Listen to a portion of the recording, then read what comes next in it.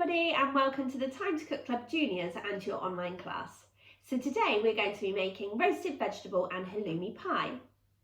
So hopefully if you're joining me today you have all of your ingredients weighed out, measured and ready to go, and also the equipment from the equipment list. So let's make it, guys. So the first thing we need to do when we're making our roasted vegetable and halloumi pie is we need to prepare all of our vegetables. And the first vegetable we're going to prepare is our courgette. And to prepare our courgette, what we're going to do is we're going to top and tail our courgettes. So we need to be really careful when we're chopping anything, okay? We always follow our Time to Cook rules, and that is we chop on a chopping board, we're watching what we're doing all times, and we're keeping our fingers well away from the sharp blade of the knife. And when we're cutting our courgette, we're going to top and tail our courgette like so, okay? So we're going to take the top off, and we're going to take the bottom off, holding really firmly onto the courgette as we chop with the other hand.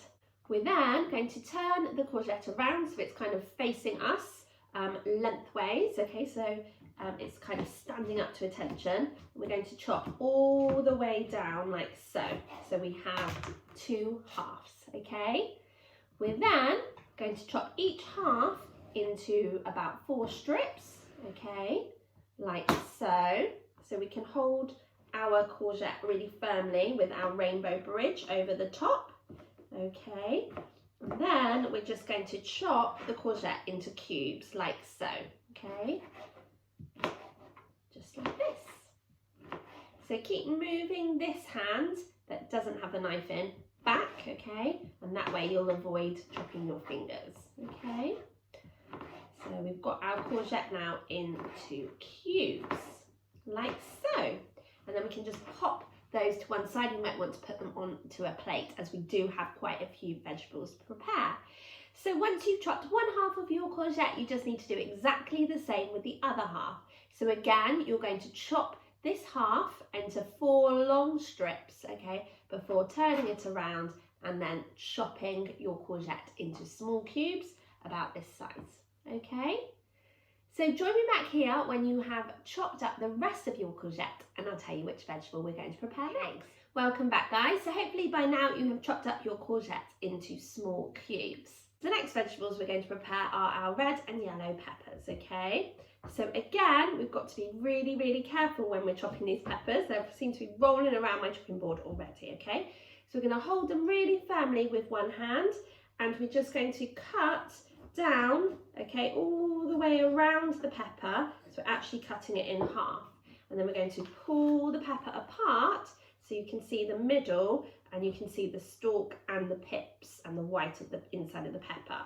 We're then going to hold our pepper really firmly in one hand, making that lovely rainbow bridge, and we're just going to cut out the stalk like so, okay? Now, it's a really good idea to have like a little dish or container that you can pop all of your kind of food stalks and skins, and that way you can just keep it nice and neat, okay? So if you do have any pips in your pepper, you can turn your pepper around so that it's kind of facing down onto your board, and just tap your pepper with your hand and that will release the pips, and you can just peel back the white pith of the pepper. And I'm also just going to cut round the top of my pepper just to make it a little bit neater like so, okay? So now we have 2 halves of a pepper with no pips and no stalk. And then what we're going to do is either using a knife or using scissors, we're just going to cut our pepper into small pieces. So again, I'm cutting my pepper on the shortest side, okay, to make like strips like this, okay, and then in a minute I'm going to go back and just cut those strips into small chunks, okay? But remember those golden rules, because it's really important that we look after our fingers, okay? So we're just then going to go and chop the peppers into small pieces, roughly about that size, okay? I'm going to pop my peppers when they're chopped and prepared onto a plate, okay? So just keep going until you have prepared your red and your yellow pepper, okay? And then when you've done that, join me back here and I'll tell you what to do. Welcome back, guys. So hopefully by now you have chopped your red and yellow pepper into small chunks. So the next vegetable you need to prepare is your onion. Now I have already prepared my onion because I cry buckets when I peel an onion and chop an onion. So what you need to do is you need to carefully chop the onion into half and then into quarters, okay? You need to peel off the skin and top and tail the onion and then cut it into small slices, okay? So join me back here when you have done that job, probably with your grown-ups, because onions are tricky things to cut up, and we'll move on to our next vegetable. So the next vegetable we're going to prepare is our sweet potato, okay? So you need to wash and pat dry your sweet potatoes first, and then what we're going to do is we're going to peel our sweet potatoes. So there's lots of different types of potato peelers, or vegetable peelers, and mine has a peeler on the side, okay? So you're going to hold your potato really firmly with one hand and the peeler with the other hand that you would normally write with, okay? You're then going to peel or stroke the peeler down the potato, okay? Taking the skin off like so. And you're going to move the potato around in your hand so that you're keeping your hands and your fingers well away from the blade of the peeler, okay? Because just like knives, peelers are very, very sharp too, okay? And that's why I'm pushing the peeler away from myself, okay, rather than towards myself. And when you've peeled one way, you just turn the potato the other side round so that you can just peel the bottom of the sweet potato like so. Great work, guys, well done.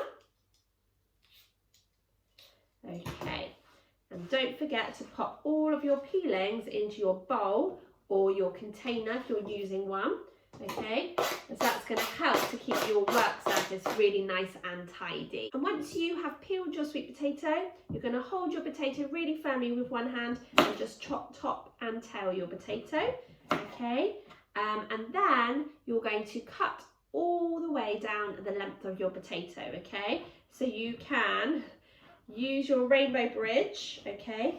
Sweet potatoes are really, really hard to cut though, okay? So you might need to ask your grown-up to help you with this job, okay? So we're cutting it in half lengthways. Don't worry if it splits, that's fine. And then we're, again, like the courgette, we're going to cut the potato into long strips, okay, like so. So I'm popping my rainbow bridge right over the top, like so, and then one last go here, okay.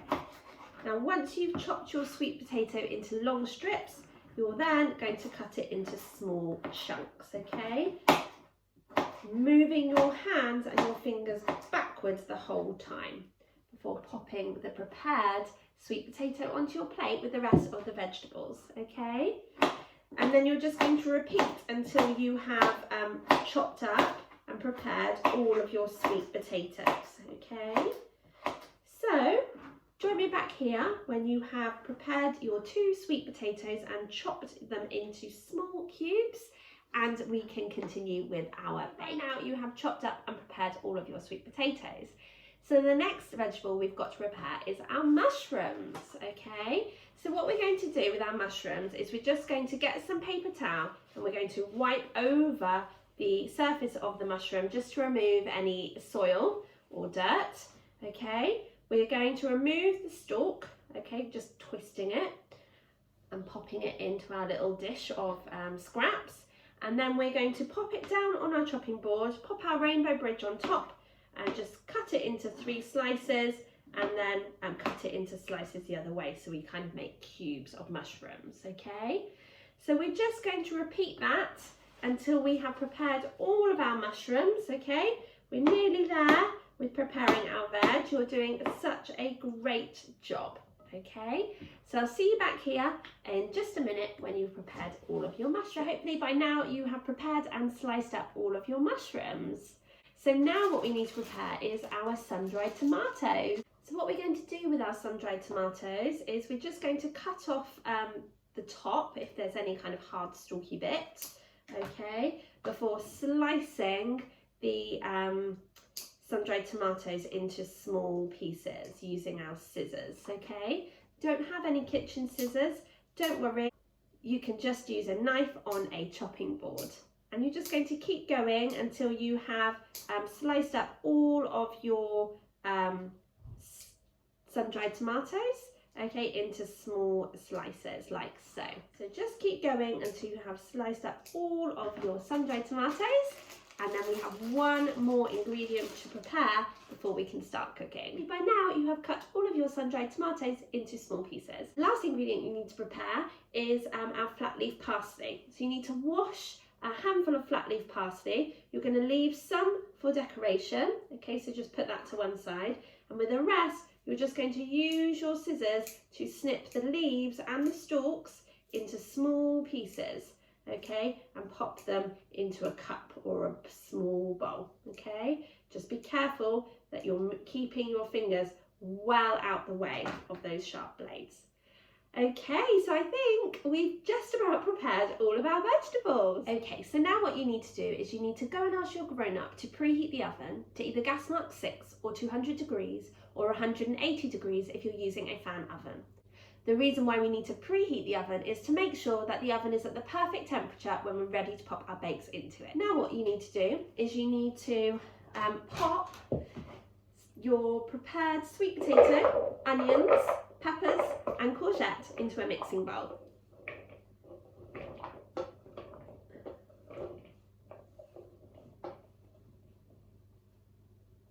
You're going to add some olive oil in with those ingredients, just a glug or two, and then you're going to, with a spoon, you're just going to toss those ingredients so that they're all kind of coated in the oil. Okay, so when you've made sure that your vegetables are kind of coated in olive oil and you've also given them a really good stir, you're then going to pour them all onto an oven baking tray or a roasting tin. Okay, so just give them a good mix around. Now you might have seen some broccoli in mine as well, and that's because I'm actually allergic to courgette, so I'm using broccoli instead. Okay, you're then going to sprinkle over half a tablespoon of oregano over the vegetables, like so. And you're also going to season them with a pinch of salt and some pepper.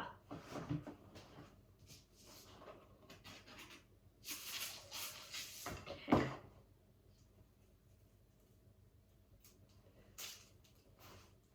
Like so.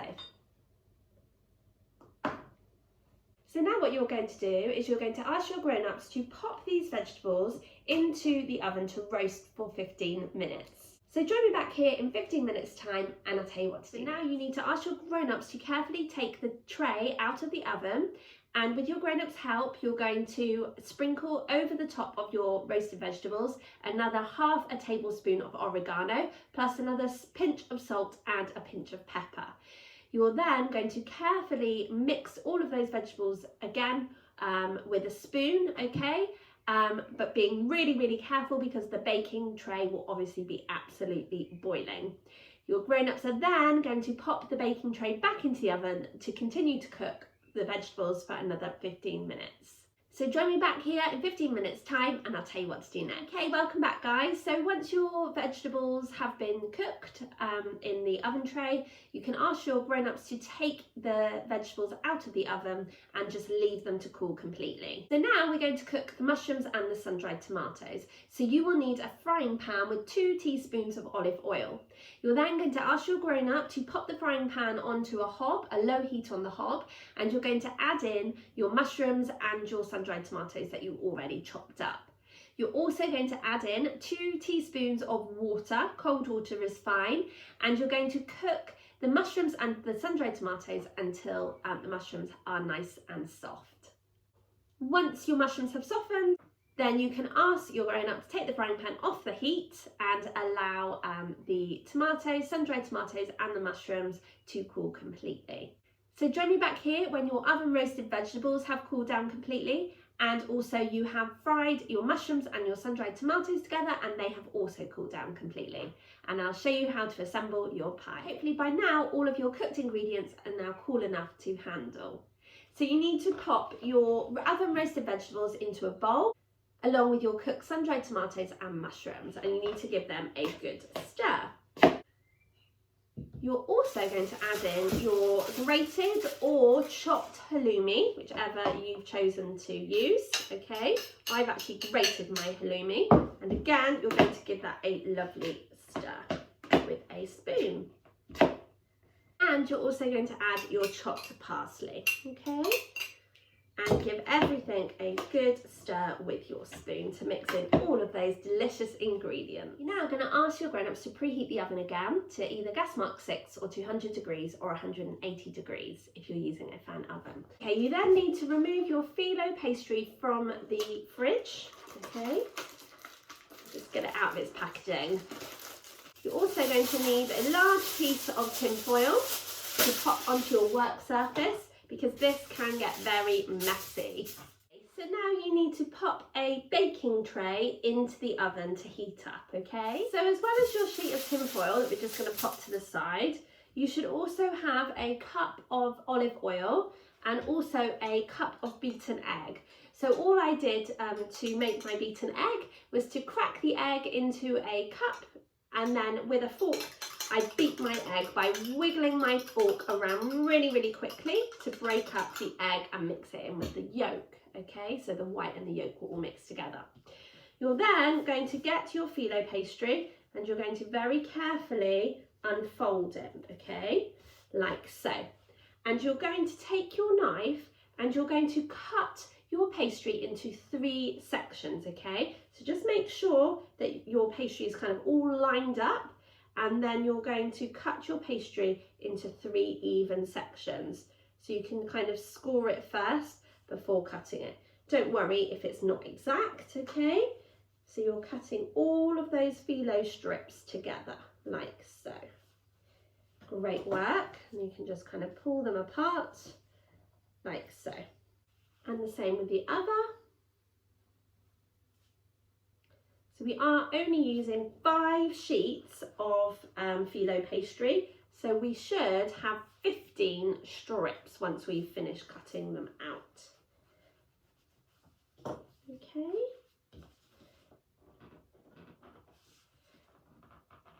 So your strips should look something a bit like this.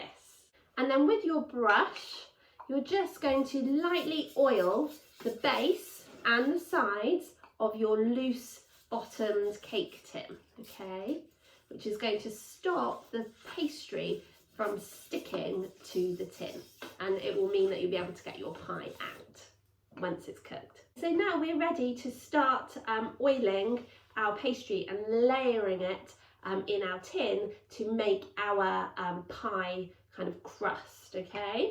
So what we're going to do is, with our pastry brush, we're just going to lightly grease one of the phyllo pastry strips, like so, okay, before popping it into the middle of the tin and layering it down, okay, so mine's kind of gone almost over to the other side, okay, layering it over the edge, like so.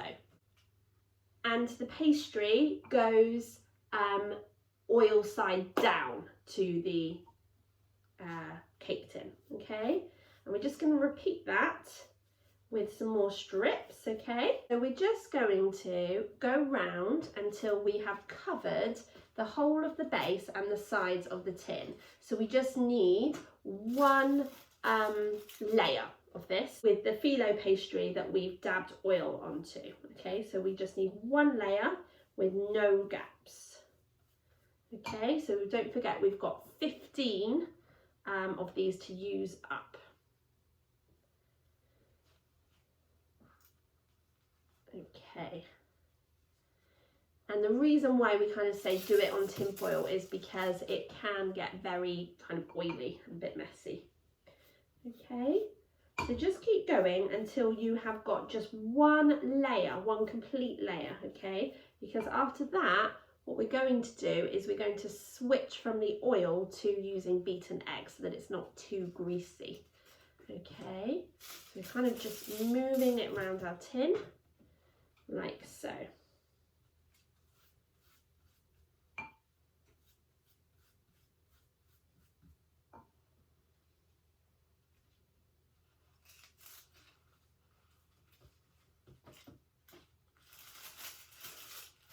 what I'm doing is I'm laying my strip in and I'm kind of lifting it up, okay, so that it gets right into that edge, okay, making a perfect kind of base for a pie.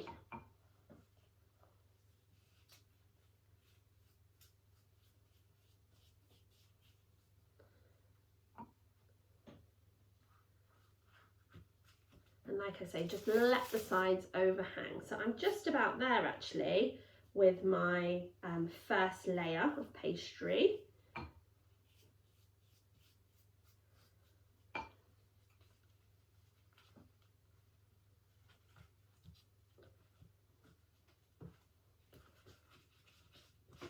Okay, and kind of flatten it and pat it down. I've got one more, I reckon.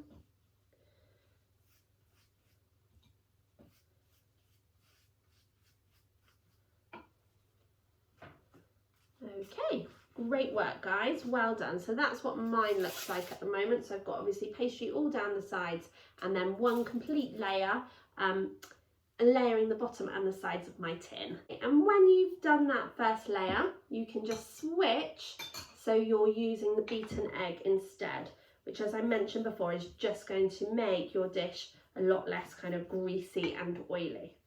Okay, so just keep painting the beaten egg this time on top of your strips and layering them in the same way that you have with your other strips, okay?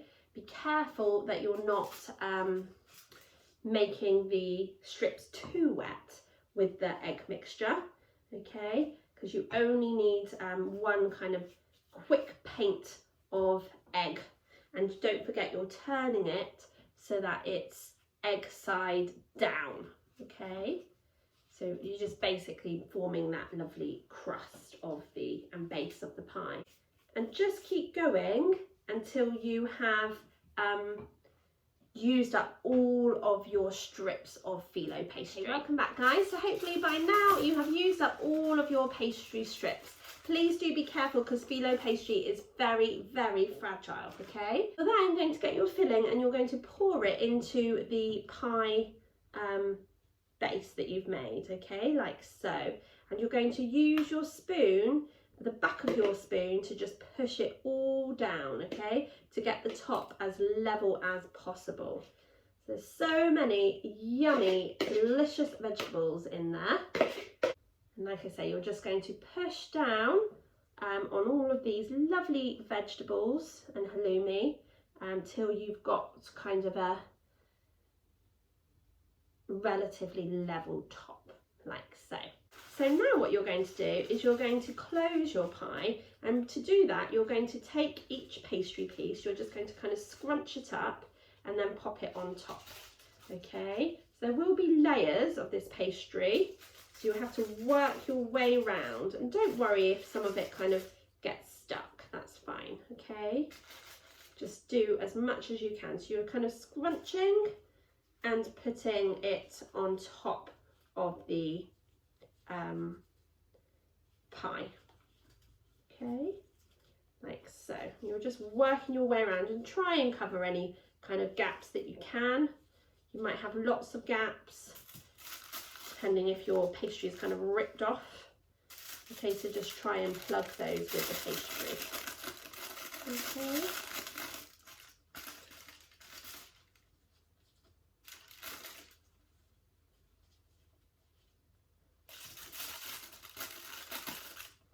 Even though it looks a little bit messy at the moment, I promise you when it's cooked it will look delicious. Okay.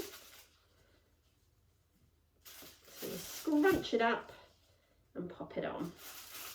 And you might have to pick your tin up if some of the pastry sheets have kind of gone on the bottom of your tin. Okay, like so. Okay, so once you've done that, you need to get your pastry brush again, and you're just going to brush egg over the top of your pastry, okay? And what that's going to do is it's going to turn your pastry a lovely golden brown colour when it's in the oven. And you're going to finish by sprinkling over some sesame seeds on top, okay? Like so.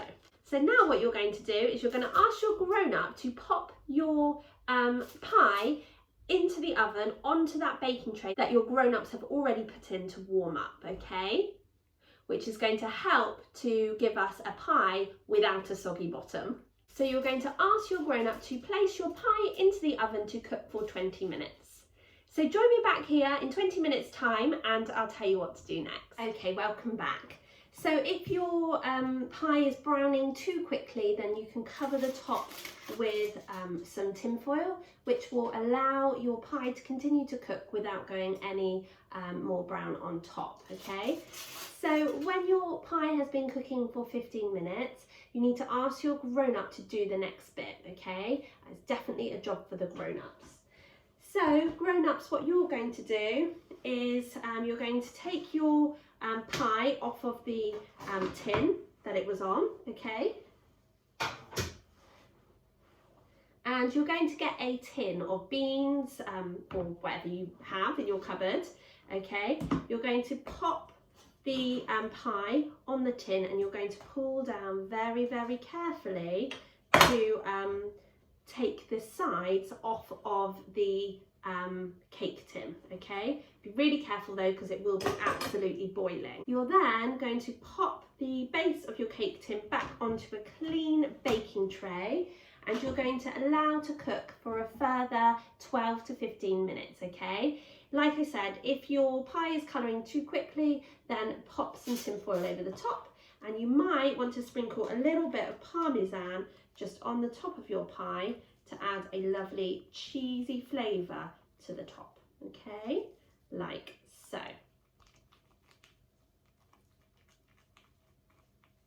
What I'm going to do is I'm going to pop my pie back into the oven to cook for 12 minutes, okay? But I'm going to check it after 5.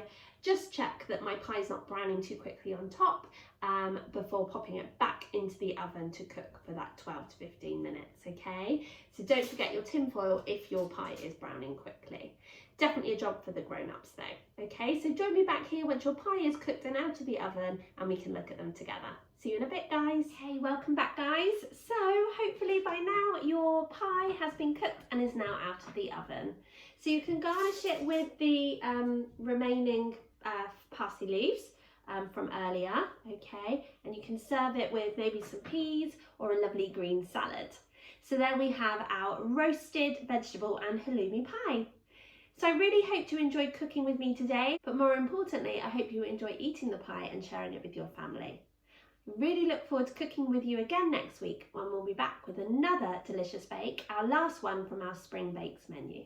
Thanks so much for joining me and have a super rest of your week.